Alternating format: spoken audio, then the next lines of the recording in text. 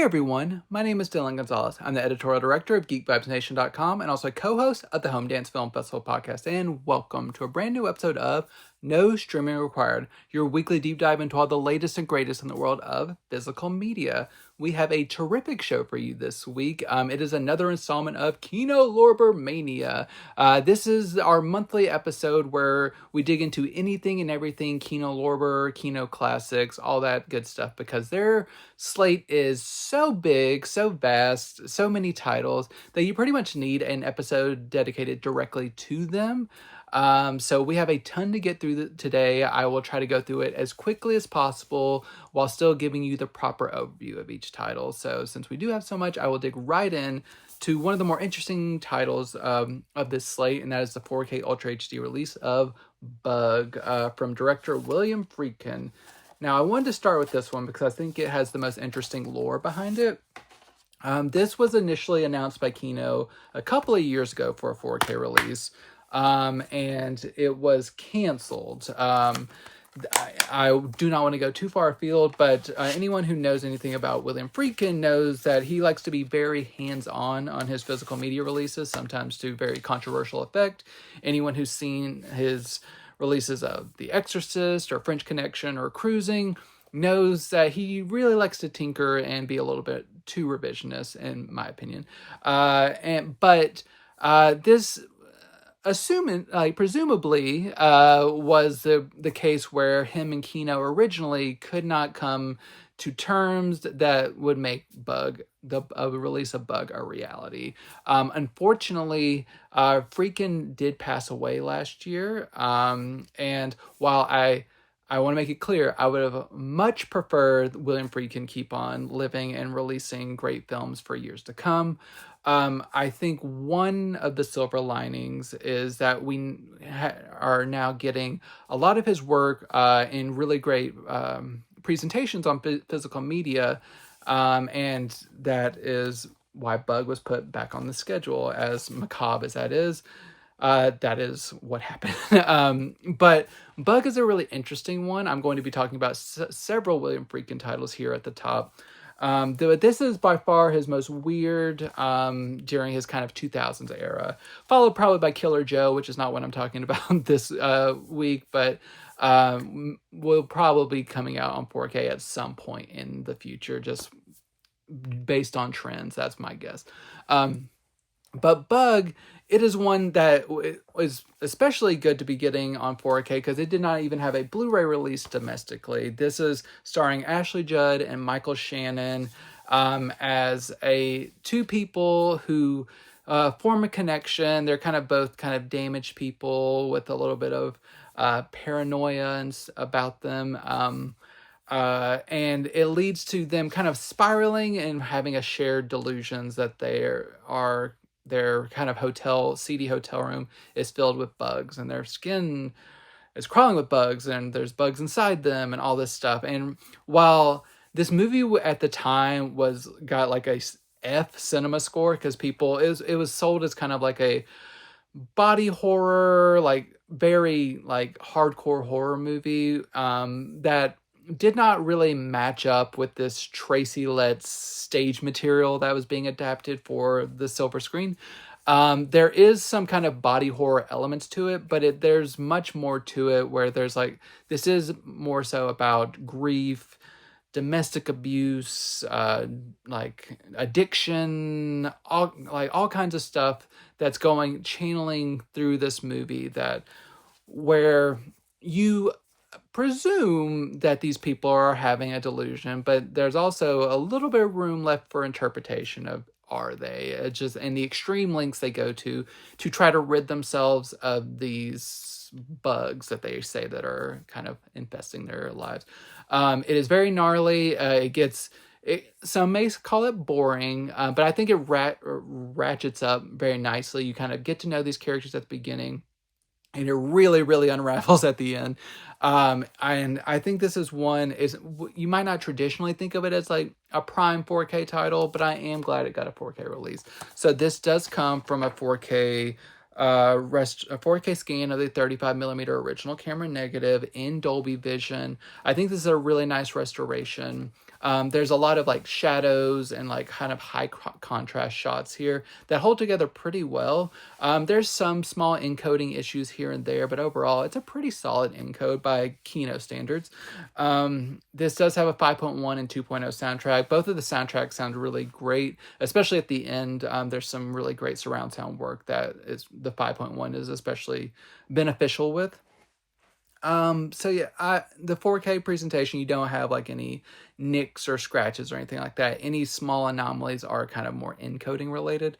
You do get a commentary track, a 20-minute interview with William Friedkin. The commentary track is also with William Friedkin. That's an archival commentary track, and also like a featurette. So overall, if you've been waiting if you know what you're getting into, if you want kind of like a psychological unraveling thriller, Bug, I think, is interesting. Just don't think of it as like your typical horror movie. It's much more kind of nuanced and slow burn, but it's very effective if you kind of give yourself over to it. So Bug with Ashley Judd, one of Ashley Judd's best performances.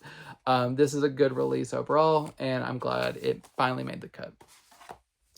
A more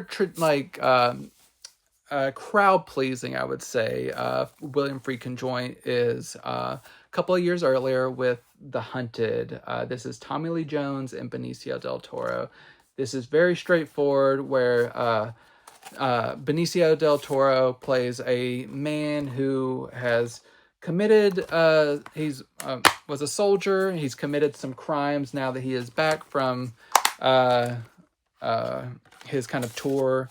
He's killed some people, and he is being hunted by his teacher who taught him how to kill Tommy Lee Jones. So it's your kind of mentor, mentee, like trained killing machine, two like badasses squaring off against one another. This has kind of had mixed critical reception over the years. I think it's a really solid, like kind of studio action movie. It's very thrilling. You have like some great chase scenes, some brutal encounters between a Tommy Lee Jones who probably shouldn't be doing a lot of, like, his character should not be in the situations that he is in, given his age of being almost 60 whenever he was filming this. But you believe it because it's Tommy Lee Jones, and he's just naturally has just like this kind of like, you can't kill him quality about him. Knock on wood, I do not wish that upon him. Do not want to curse him. But Benicio del Toro also does a great job.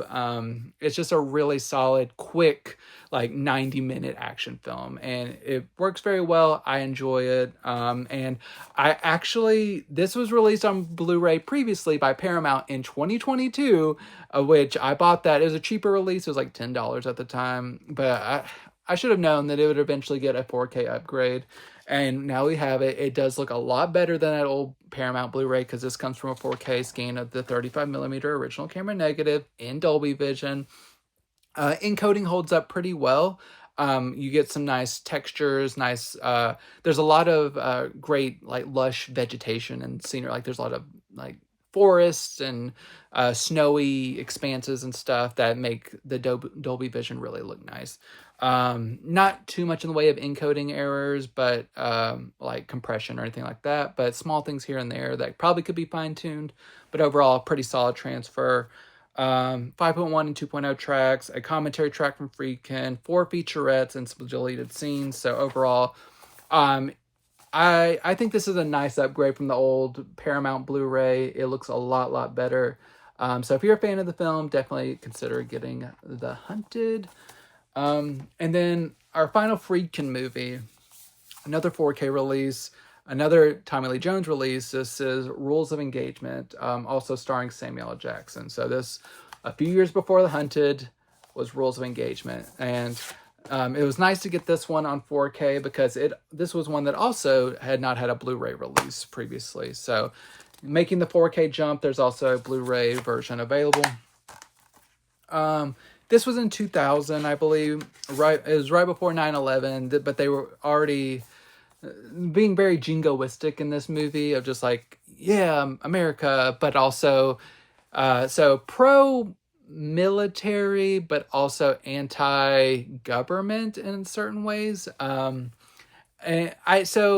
it makes me not completely. I don't think this is like completely like ultra jingoistic, but there's definitely those tendencies that make you roll your eyes. But this is a tale of a Tommy Lee Jones playing a man who is representing Samuel L. Jackson's character, who is being accused of some war crimes, which some other government figures are trying to kind of pin on him to kind of save face for themselves. So it is critical of the government, saying basically you can't trust the government, but also pro-military in certain regards. Overall, it turns into a courtroom drama, but that's pretty compelling. While not a perfect movie, I think it is very entertaining. I love courtroom dramas. I'm a sucker for them. So if you are also a sucker for courtroom dramas, Rules of Engagement is pretty solid. There's also some pretty thrilling action sequences during like certain raids on compounds and stuff. So overall, solid movie. Not the best Friedkin movie ever, but definitely worth a watch if you just kind of like while being in 2000s, if you like that kind of 90s feeling of like a studio drama or studio action thriller, that scratches that itch, which I'm always looking for. So I'm glad this got a 4K release. I think this is, out of the 3 Friedkin movies, probably looks the best on 4K. Also from a 4K scan of the 35mm original camera negative in Dolby Vision. Looks nice, sounds good. Not much in the way of any encoding issues, maybe just small things here and there, but this, like I said, was probably the best of the 3. Get a commentary track from Friedkin and 2 featurettes. So overall, solid release for Friedkin completionists. So I know we also have another Friedkin movie coming out, I believe next year, Rampage, that I'm excited to check out to just keep rounding out my Friedkin filmography. And kind of in the same vein as Rules of Engagement, we go back to 1955 with Otto Preminger's The Court Martial of Billy Mitchell, starring Gary Cooper.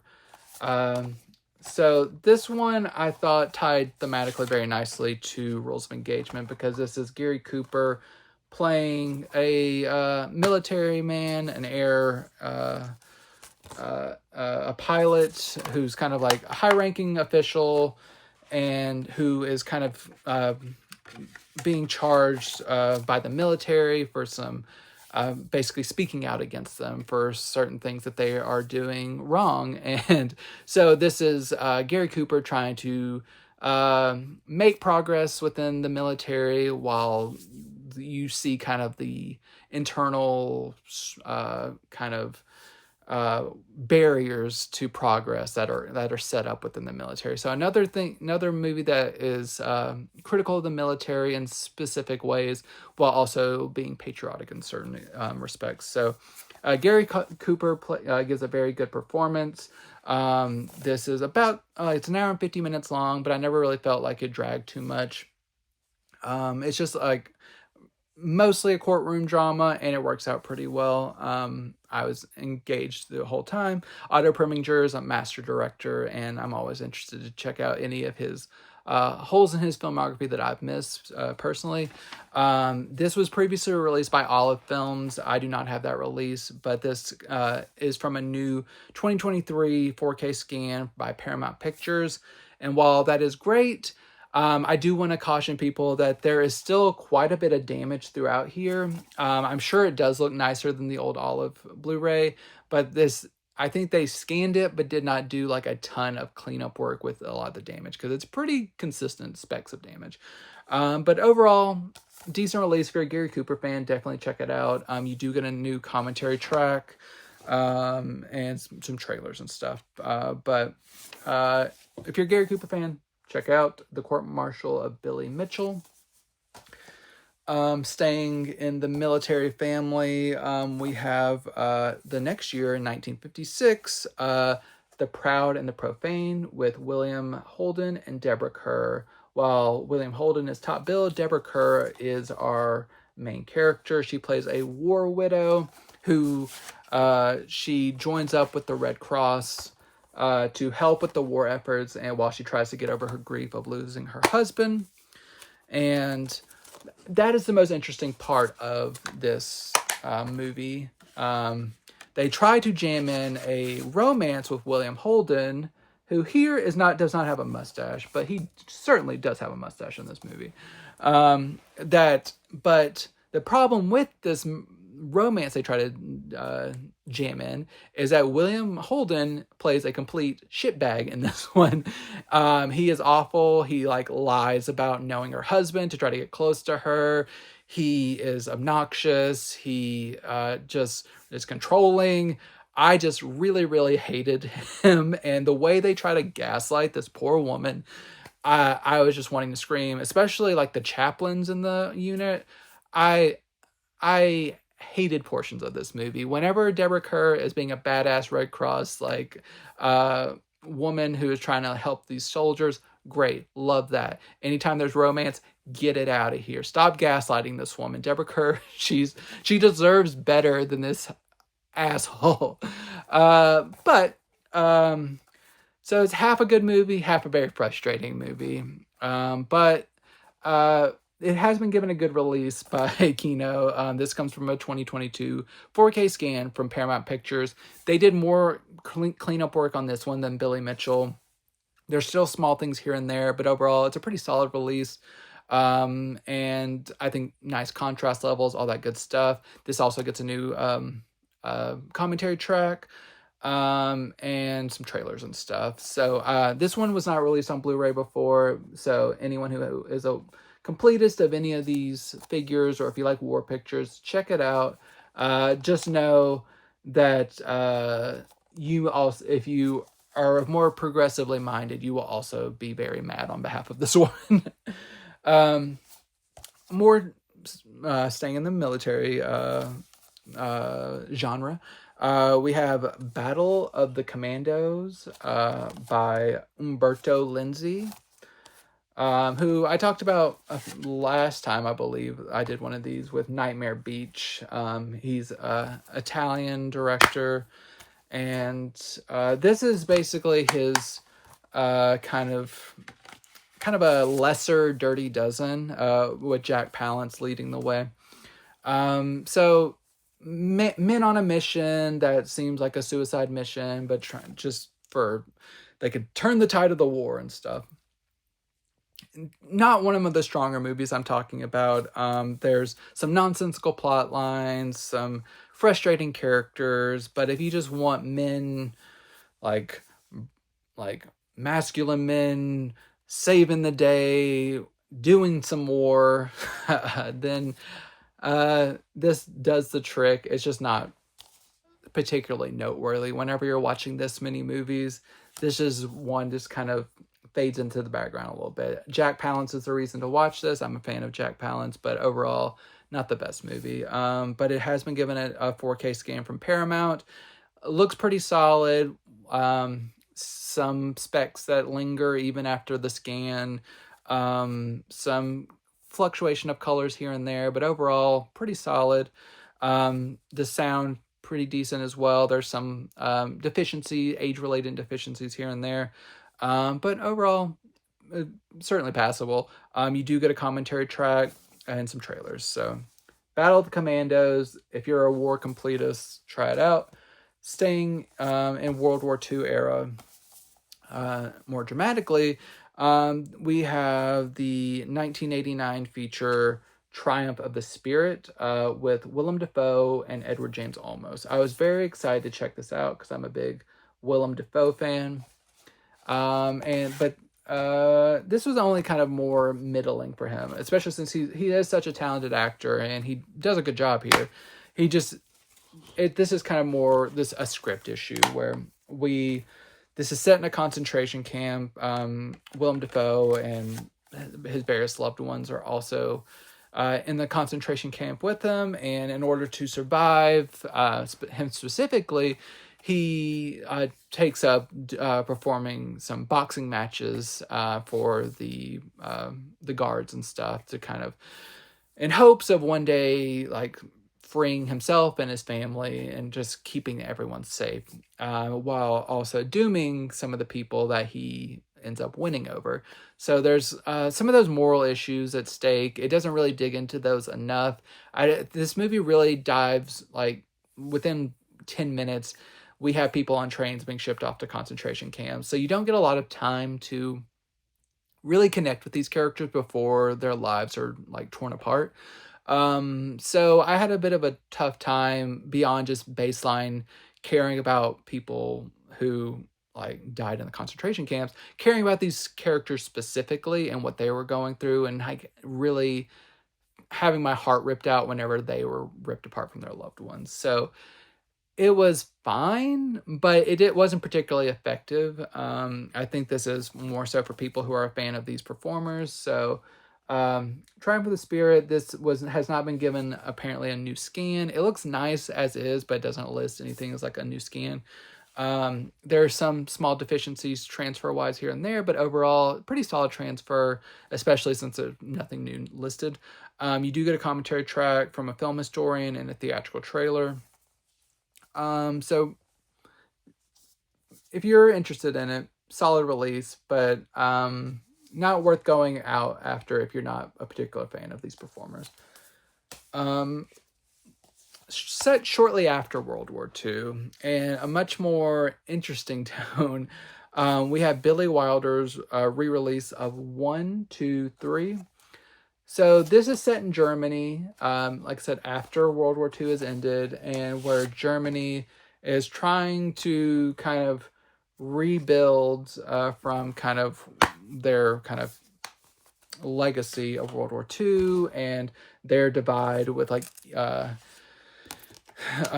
East Berlin and West Berlin and all that kind of stuff. And all of this is kind of set around an American manufacturing, like a Coca-Cola manufacturing plant led by James Cagney, who is put in charge of the teenage daughter of the president of the plant, who is shipped over to Berlin to get away from some of her kind of troubles at home. She's kind of a wild child, and they think that she can settle down if she is out of the country, but she ends up just making everyone's life chaotic in Berlin, and she ends up meeting a boy, getting married spontaneously, and this all kind of turns into a screwball farce with Jimmy Cagney trying to hold everything together whenever his life is spiraling apart.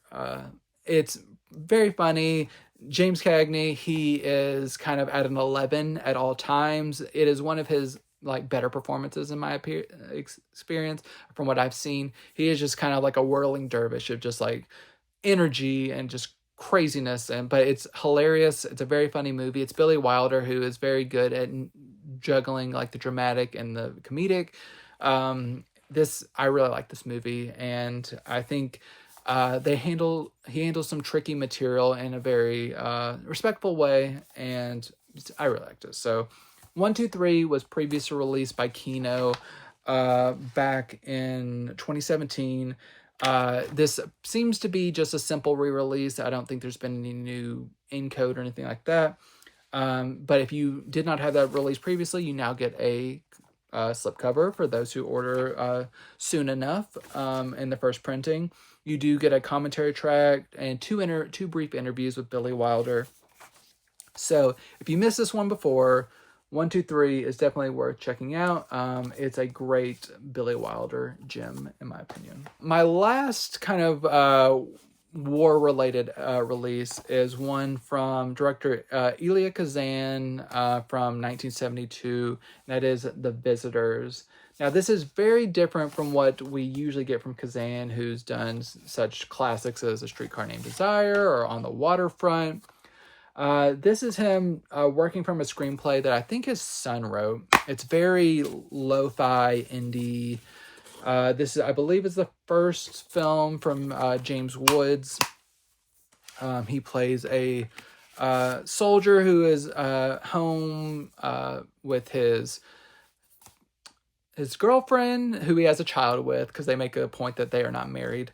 And the unexpected visit of two people who were in his outfit, who you learn he had some kind of issues with, where he kind of reported them for some actions, and that led to like some disciplinary action. So they are visiting his home back years later. And it is that underlying tension of like James Wood and his character not knowing what is going to happen now that these guys are here. They act like they are kind of over it and like over any kind of past actions, but there's always that underlying tension of is the tension going to escalate, and whether this will become like a home invasion tale, which I won't spoil, but tensions definitely escalate. I will just leave it at that. And it is interesting enough. I think there need to be a little bit more narrative wise to really kind of land impactfully. There is some kind of very rough sequences to try to watch that may be a little bit hard to stomach, but overall it's an interesting film, but it is not one that I think is particularly spectacular outside of the performances and the like knowing that it's a Kazan movie. It's interesting to see him work in kind of more of, like I said, a lo-fi lane, but it is not definitely nowhere near like his best work because he's a fantastic director. This also does not seem to be from a new 2K scan or anything like that. I believe from the looks of it, I would guess it was shot on 16 millimeter. I did not double check that, but it looks very kind of gritty. Lots of like specs throughout. It's just a very kind of rough looking transfer. But it is now on Blu-ray, and while there is some texture to it, you just do have to deal with like the damage and stuff. You do get a commentary track and a theatrical trailer. So if you're Kazan completist, check it out. Moving from the horrors of potential home invasion to another type of horror adjacent movie, thriller. We have Deadly Circuit with Isabelle Adjani and Michelle Serrault. So Isabelle Adjani plays a woman who is going around killing people and being pursued or followed by a private investigator who is kind of obsessed with her because he kind of has this belief that she is the daughter that he lost whenever he was younger. So he has like kind of this fixation upon her.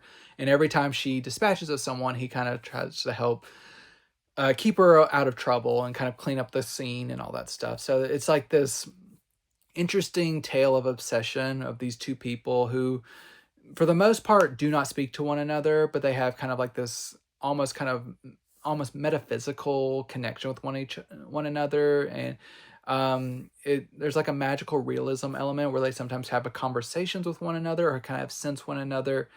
And overall, it's a pretty interesting movie. I like kind of this bubbling tale of obsession. It is a little bit slow, so I think it's not for all audiences, but those who can kind of get on its wavelength of trying, like, its musings of loss and desire and, like I said, obsession, I think it works out pretty well. It is a little bit too long at 2 hours long. I think it could have been tightened up to be a little bit more impactful, but overall decent enough thriller. And if you like French films that are kind of a little more heady, this definitely fits that description. This does come from a 2K restoration by TF1. It looks very nice. This is a really nice transfer. I did not notice any blemishes or anything like that. This has just been handled very well. You do get a commentary track from film historian Daniel Kramer and a theatrical trailer. This has its original French audio track, and that's the only audio track, and it sounds good. So overall, really good release for anyone who's a fan of Deadly Circuit. Another home invasion tale, but more in the slasher vein. We have the 1971 release of Fright with Susan George. Now, this is kind of known as like one of the early like prototypes for a slasher film. This is Susan George plays a babysitter who the husband of the woman who hired her has been away at an institution for trying to kill her for years. And of course, whenever Susan is home alone, the man escapes the institution and starts to come home to terrorize her by like looking in the window and just trying to generally terrorize her. And overall, I think it's a pretty solid horror movie. Like if you are a fan of home invasion slasher genre, it's not. It would be ratcheted up in future years whenever the genre needed to be kind of like taken up a notch. But for this time, for the 1970s, it's a perfectly solid thriller, and I really like how this ends as well. This was previously released by Scream Factory back in the day in 2019. So this was released by Scream Factory in 2019. I believe this uses the same master that was for that release, but now it is being released fully on 4K. This is a 4K scan of the 35mm original camera negative by Studio Canal, but now it is in SDR on 4K. So those who watch frequently know that Kino has been doing a lot of SDR transfers, so no Dolby Vision or anything like that. But those tend to be the transfers that hold up best encoding wise. So this looks very nice, like no compression artifacts or banding or anything like that. Overall, it's a very nice transfer. If you don't have that original Scream Factory release, this is definitely the one to get. If you do have that Scream Factory release, I would guess that the degree of upgrade is probably slight, but it is there. But it is up to you whether or not you think a minor upgrade for full 4K resolution is worth it to you. That transfer is also on the Blu-ray of this as well.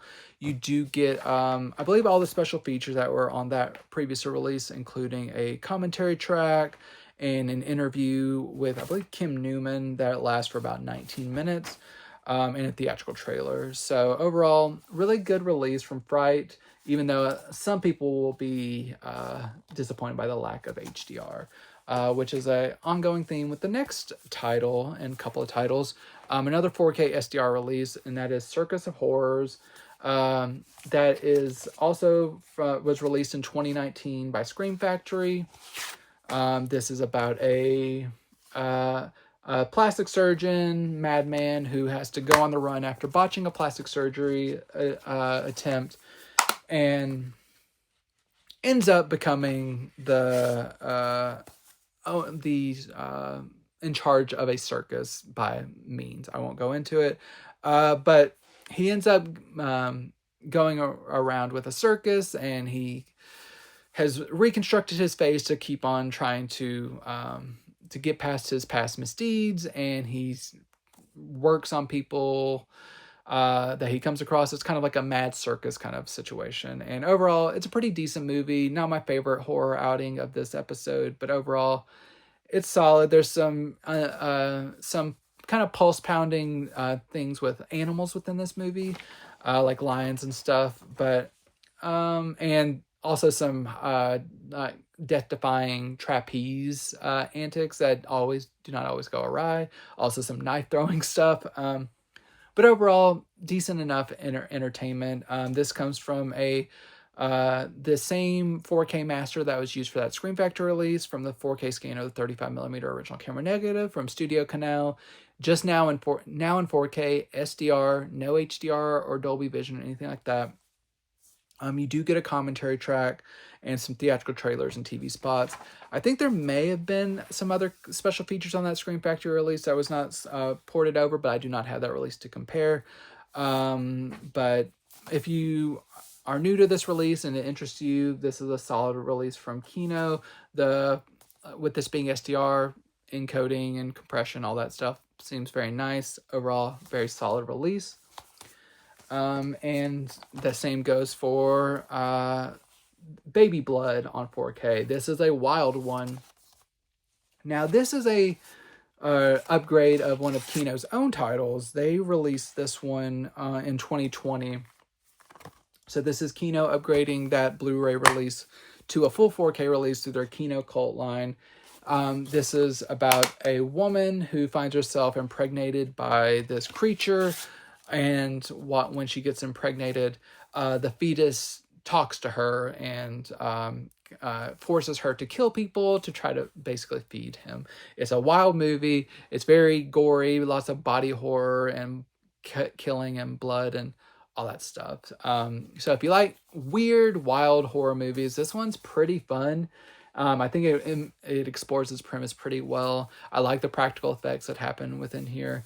It's just a really gnarly movie. So sickos amongst us, you'll like Baby Blood. You get the same 4K transfer from the original camera negative that was used previously, just now in 4K. Looks good in SDR, no high dynamic range. You do get the original French and an English dub audio, and then you get a commentary track in terms of special features, and then a theatrical trailer. So overall, Baby Blood, worth checking out for you sickos. Last horror-related title we have from 1943 with John Carradine. We have Revenge of the Zombies. Now, this is horror adjacent, but it also does have some comedic moments in here.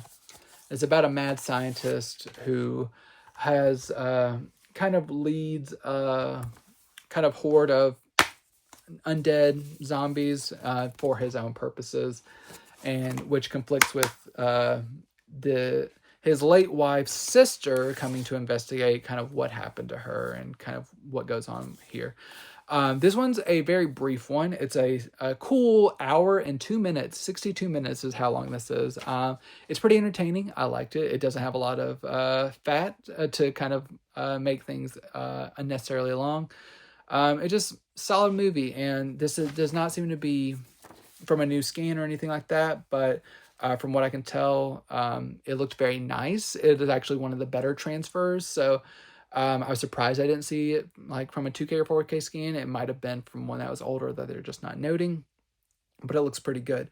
You do get a commentary track, but that's it. But it's a good release if you like Revenge of the Zombies. This does appear to be the first time it's released on Blu-ray domestically, so it's good to have this one in good quality. This one kind of leads us nicely into our noir kind of segment. Appropriately, we start with film noir, the dark side of cinema 22, with 3 noir titles to celebrate Noirvember. So what do we have here? We have Humphrey Bogart and The Enforcer. So this is Bogart trying to take down a criminal after his star witness is killed, and trying to kind of save the case that is being built against him. The Scarlet Hour, we have a man trying to have an affair with a married woman, and both of them trying to... they learn of a heist, and they try to take the bounty of that heist for their own in an attempt to morally justify to themselves robbing people. So they're like stealing from people who are stealing, and how that kind of does not work out for them necessarily. And then we have Plunder Road, which we do have here are some criminals who steal some gold bullion and are trying to evade capture for most of the movie. I like all these pretty well. I had seen The Enforcer before in one of the imprint film noir releases I had covered before. The other 2 are new to me. I thought those were pretty interesting. I really like Plunder Road. That's probably my favorite of these 3 titles, but overall, pretty solid entries into the film noir genre. These are as another great installment of this Dark Side of Cinema series that's 22 volumes strong, and they still find movies to release. These all come from 4K scans that all look very nice. All of these have some degree of like speckling that remains, but overall these are pretty solid transfer, nice contrast, black and white. No major anomalies that I spotted. These are just pretty solid. Sometimes the sound can be a little bit hit or miss because these are older films. They can be a little bit of variance to them, but overall, pretty solid releases. Each film gets a commentary track and some trailers here and there. So overall, another solid set from Kino Lorber. Going more to a neo-noir side of the equation, we have from Rian Johnson, 2005's Brick, which is one that I've been anxious to rewatch. I saw it a couple times after its initial release in 2005, but I haven't seen it since.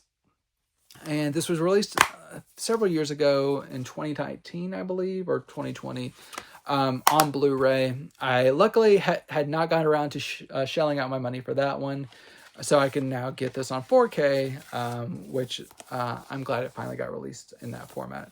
So Rian Johnson, people may know best from Star Wars: The Last Jedi or the Knives Out films. This was like what really put him on the map with Joseph Gordon-Levitt as a high schooler who is trying to search out his ex-girlfriend who he loved and who fell into a bad crowd, and trying to figure out what happened. There's like drug conspiracy and all kinds of stuff going on around this high school. So it's like these high schoolers operating on a level way above what they should be facing, but there's a lot of stuff going on. It's a classic noir set in a modern time.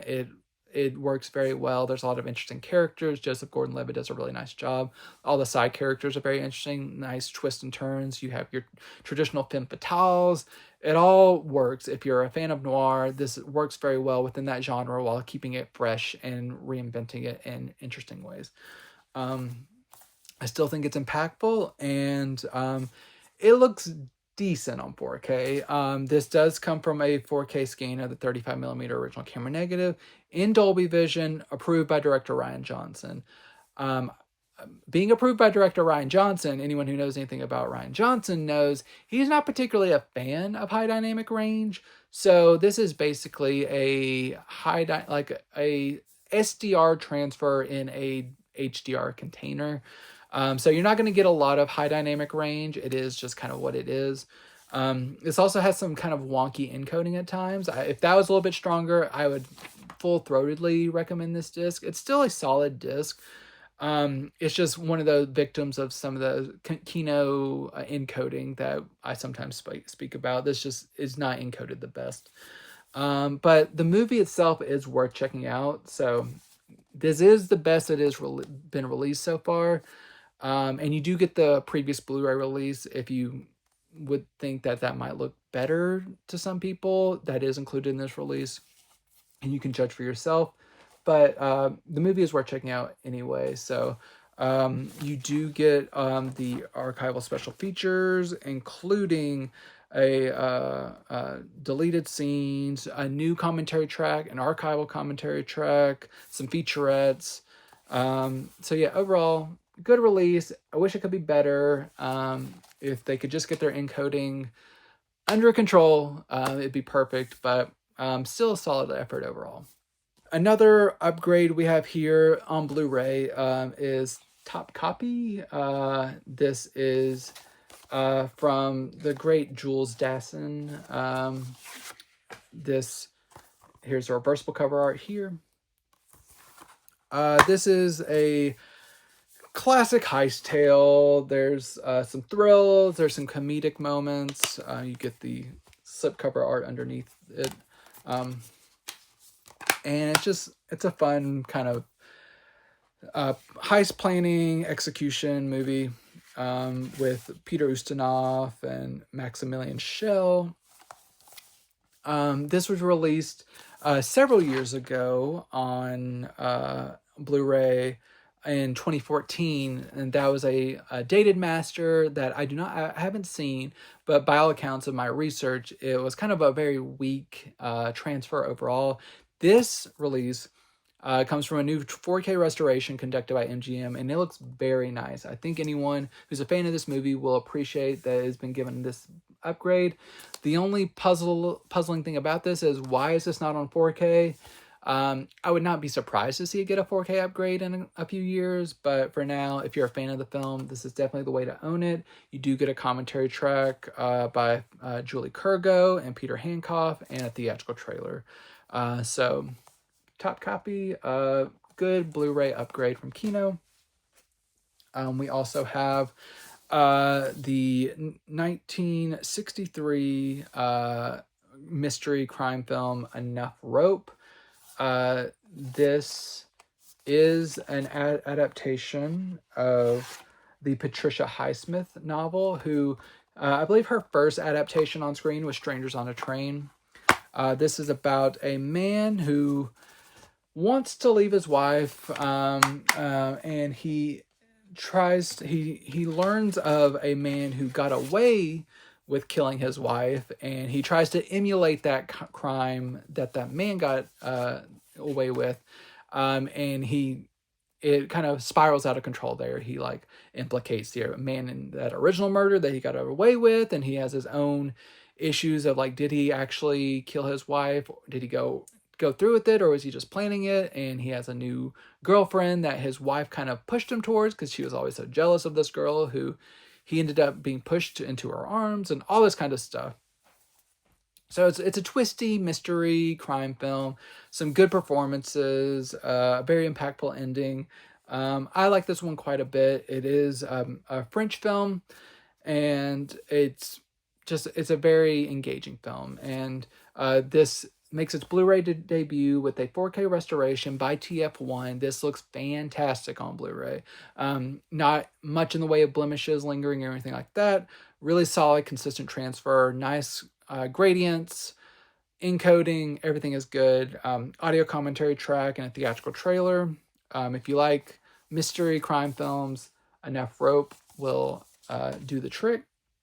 Moving forward a little bit in time and going more towards some character-driven work, we have the 1985 Meryl Streep vehicle Plenty.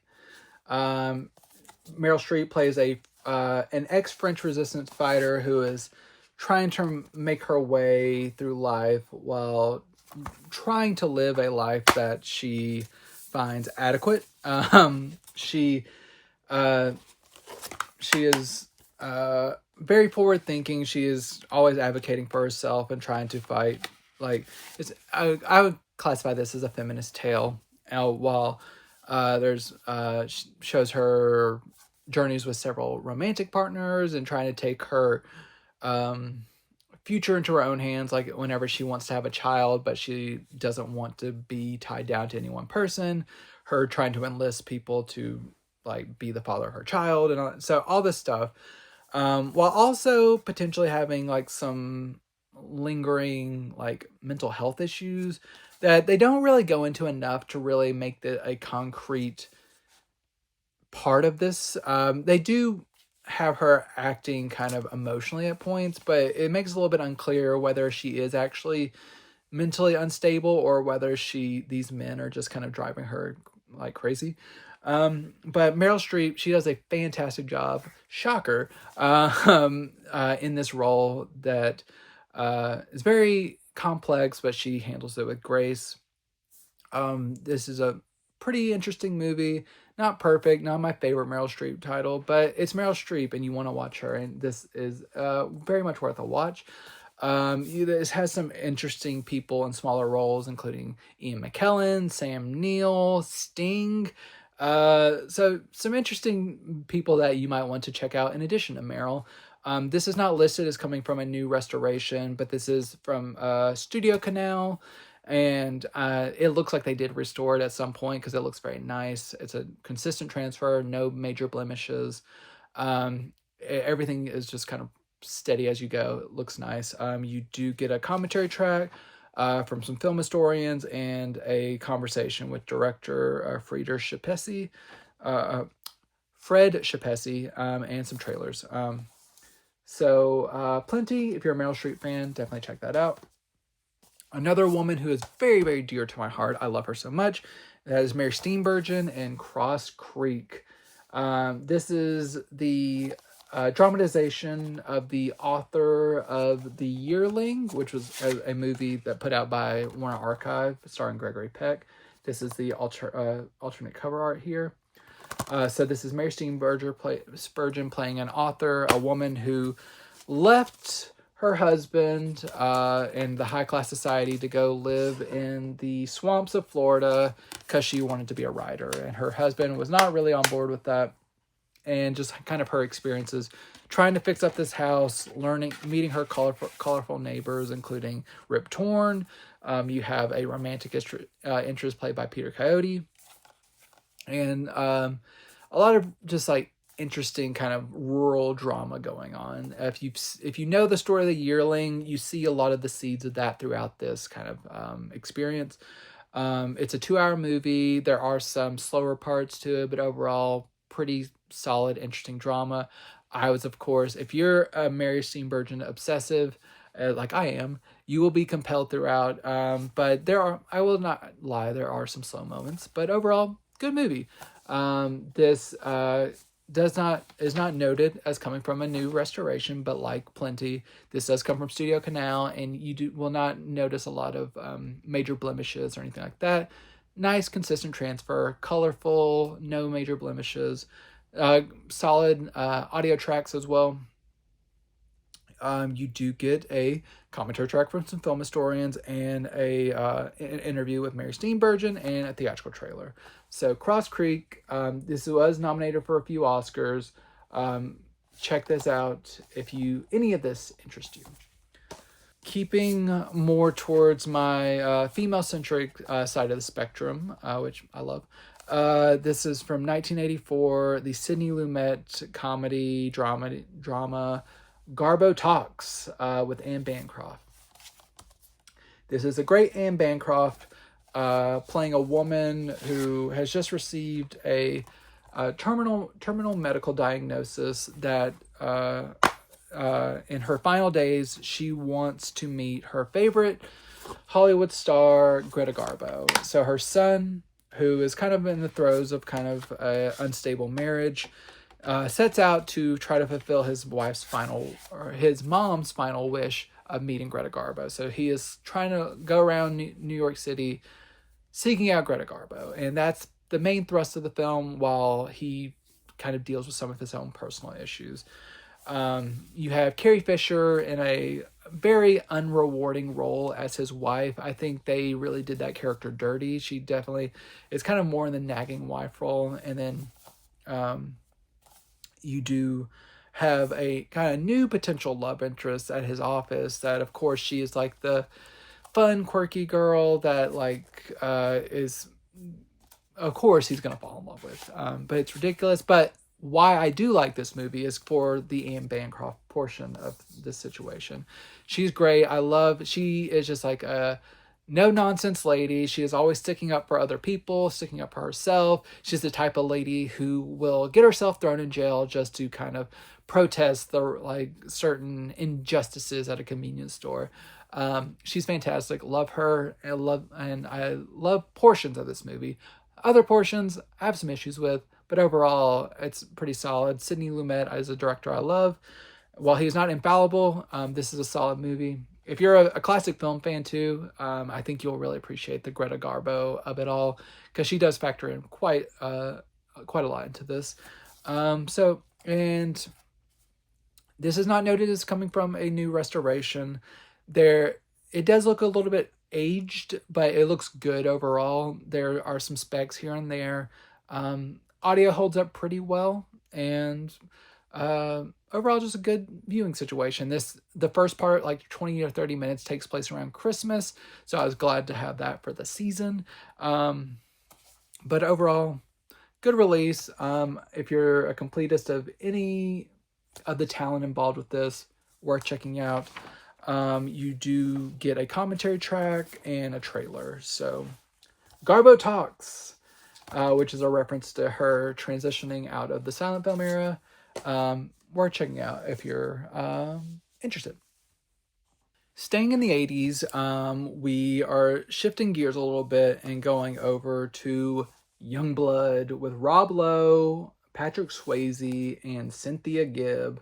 So you have sweaty Rob Lowe as a hockey player, trying to make his way from small town living to playing in the NHL and trying to earn a spot, earn the respect of his team, prove himself, all that good stuff, and falling in love with the coach's daughter. It's great. It's classic sports tale. If you love kind of cheesy 80s movies, if you love any of these performers, it hits the spot. There are definitely some dated elements, some light misogyny, but overall, if you like that era, it does the trick. This was previously released in 2019 by Kino. This is a re-release.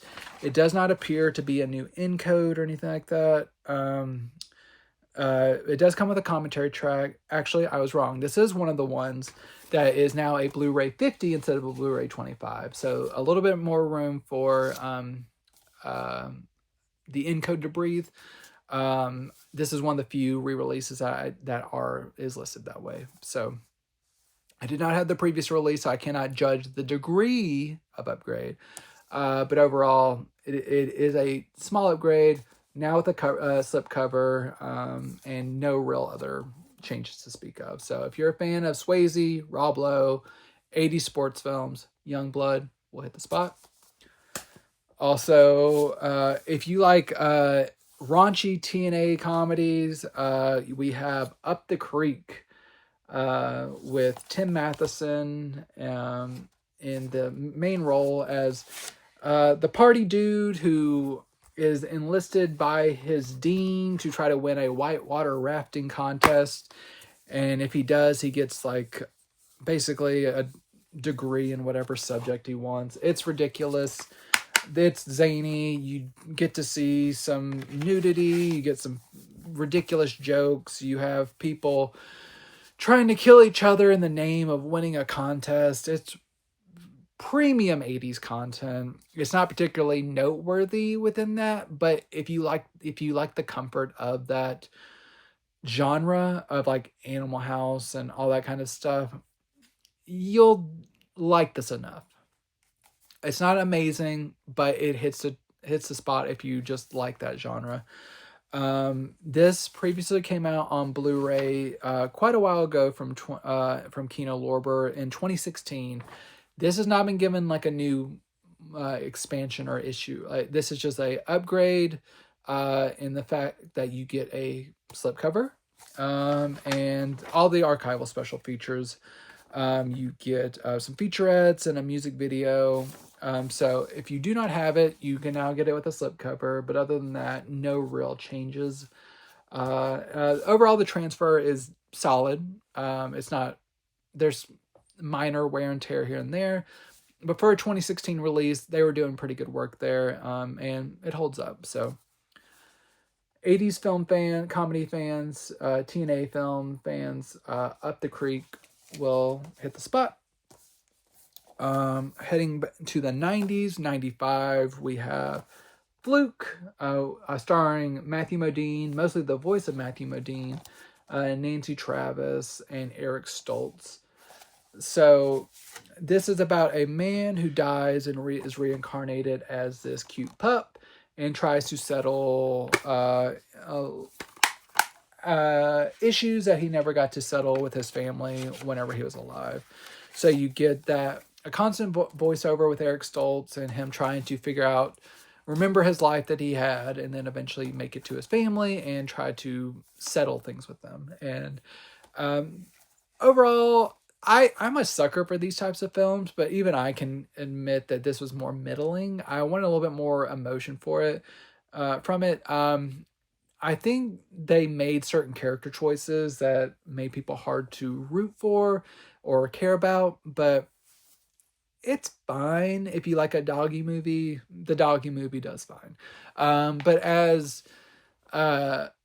if you want something emotional and that really hits you, it doesn't really do it. You do get the voice of Samuel L. Jackson, which is fun. But overall, it's not what I wanted, but it was fine. This is not noted as coming from a new restoration or anything, and it shows. This looks pretty aged.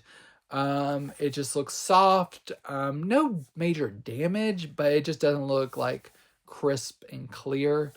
It's acceptable for those who wanted a deep upgrade from the DVD, but it's just not a knockout. It would have been nice to get a new scan for this one. but you don't. You do get a commentary track, an interview with the director, and a theatrical trailer. So for those who've been wanting it, it is now on Blu-ray, but it could have been handled a little bit better. Next, we have one of our few new movies, and that is the 2024 release of The Throwback. This, I think, is my least favorite movie that I'm talking about. This should have been right up my alley. This is about a woman set around the holidays who experiences a traumatic event at her job. She is a bank teller and she gets held up for a bank robbery. And through this traumatic event, she regresses to her college age self. So she believes she is a college student and she is kind of like reclaiming her life and like her like she's not no longer a 40 something mom of two and like of an oafish husband and stuff. She is now a cool party girl that's like college student, blah blah blah. This really trades too much on regressive stereotypes. You do not really get a lot of growth from the husband character, and I don't know. The comedy really doesn't land. It's just not a very successful movie. It's just dealing in all these. It's things you've seen before and not done as well. You do not get a lot of big laughs. The performances are fine. I do like these performers, but they've been better. I don't know. It didn't really do it for me. And this isn't even enough Christmas in here to make it like kind of. I watch Hallmark and Lifetime movies all the time during the Christmas season with my wife, and I had more fun with those than I did with this. I'm a sucker for Christmas movies, and this didn't really do it for me. So The Throwback, disappointing. The cinematography of this one isn't great either. So a lot of times throughout this transfer, it just looks like a lot of stuff is out of focus. I don't think it's a problem with the transfer. I think it's more so how it's shot. Maybe it is. I don't know. But overall, not a great looking film either. But overall, sounds good. No special features. So disappointment. Throwback, not worth it in my opinion. Polar opposite, going back to the 20s, we are going to the silent era of Buster Keaton with Seven Chances and Sherlock Jr. So here we have two classic Buster Keaton movies, one in which our hero is told that he will inherit a huge sum of money if he can get married by 7 p.m. by his 27th birthday, and he learns about this on his 27th birthday. So it's him trying to find a woman to marry whenever the woman he actually wants to marry, he doesn't really have the riz to pull this off, and he kind of upsets her and he has to find someone else. Hilarity ensues. It is very funny. It works very well. Sherlock Jr. Is about Buster Keaton as a projectionist who starts to kind of have delusions of being in the movie that he's projecting of, like the Sherlock character, and also hilarity ensues. These are both pretty solid. These have both been released on Blu-ray in the Buster Keaton collections. Like I believe one was Volume 2, one was Volume 3, if I'm not mistaken. But these are from new restorations. I was not able to compare the restorations, but overall these look nice. They are good restorations. You get one commentary per film. You get a couple of shorts and stuff. But overall, if you're a Buster Keaton fan, these are two good movies from him. Worth checking out. And I'm just not sure if it's worth the upgrade from the previous Blu-rays if you already own them. Just a couple of films left. We're going to our Western section here in the final two films. First up, you have the 1951 film Cattle Drive with Joel McCrea and Dean Stockwell and Chill Wills. So Dean Stockwell, young Dean Stockwell, plays a very spoiled rich kid whose dad owns the railroad. He's going across the country. He's terrorizing people by being super entitled, and he ends up accidentally getting left in the middle of nowhere during a train stop, and he gets found by Joel McCrea's character, who is willing to get him back to his father, but he has to participate in this cattle drive to get to the town where he can potentially meet up with the young man's father. And through this, of course, the young man learns about to not be a shithead and not be entitled, and learns to be a good person and all that good stuff. And that's what living on the land will do for you. And working with your hands and really just going to basics, it'll make you a good person. And that's what happens. It's basic but entertaining enough. I like the arc of this. There are some frustrating things, but overall works pretty well.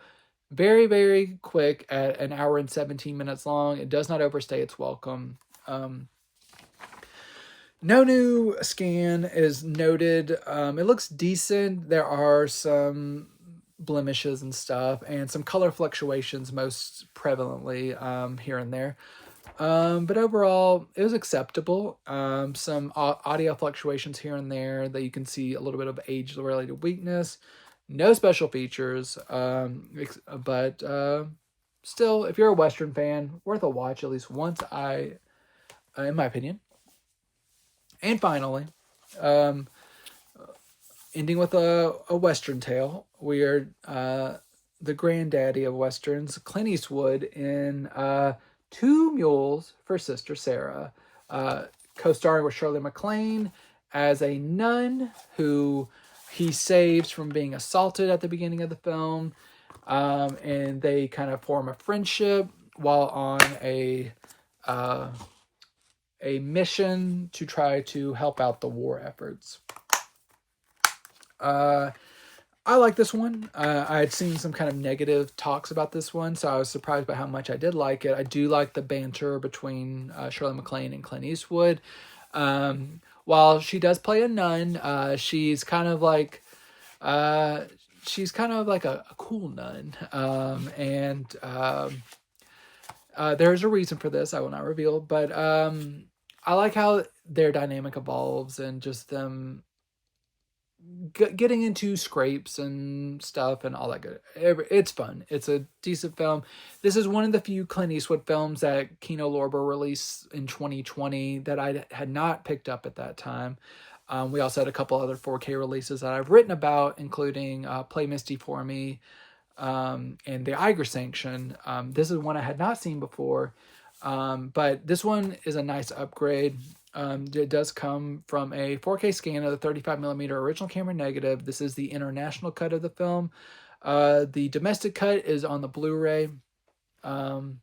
This is in Dolby Vision. It looks nice. I did not notice major encoding issues or small things here and there, but overall, this is one of the stronger transfers from Kino. Overall, solid release. You do get some a new commentary track. You get the archival commentary tracks. You get some featurettes, image gallery, interview with Clint Eastwood. So you do get some new special features, a new restoration, and the movie in 4K. So if you're a fan of this film at all, Two Mules for Sister Sara, good 4K release. That is my show. That is more titles than anyone reasonably needs, but hopefully there is something in here that you found interesting. Let me know what you are planning to pick up, what you are going to recommend to other people. Recommend this video to other people, please. Share this with people that you think might be interested to learn more about physical media. It is great, and I want people to know about it. Let me know what you want me to talk about in the future. I have another huge show coming next week. Apologies to my beloved editor, Fritz.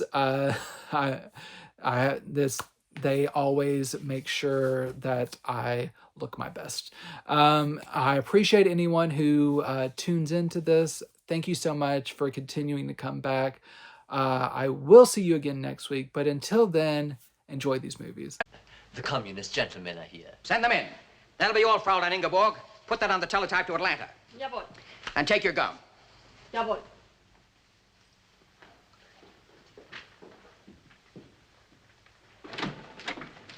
Nice to see you again, Comrade Mishkin. Hey, Mishkin. Ah, Mr. McNamara. I would like to present Commissar Perpechikov, chairman of our trade commission, and Comrade Borodenko from the soft drink secretariat. Sit down. Sit down, boys. We have no objection. Cigarettes, cigars? Here, take one of these. Thanks. Made in Havana. We have trade agreement with Cuba. They send us cigars, we send them rockets. Good thinking. Now, I understand from Comrade Mishkin that you guys are very keen on getting Coca-Cola into Russia. He is totally wrong. I did not say we are keen. I said we are mildly interested. Nevertheless, Comrade Mishkin suggested we start with 6 bottling plants. Moscow, Leningrad, Stalingrad, Kiev. Oh, you know something? You guys got cheated. This is a pretty crummy cigar. Do not worry. We send them pretty crummy rockets.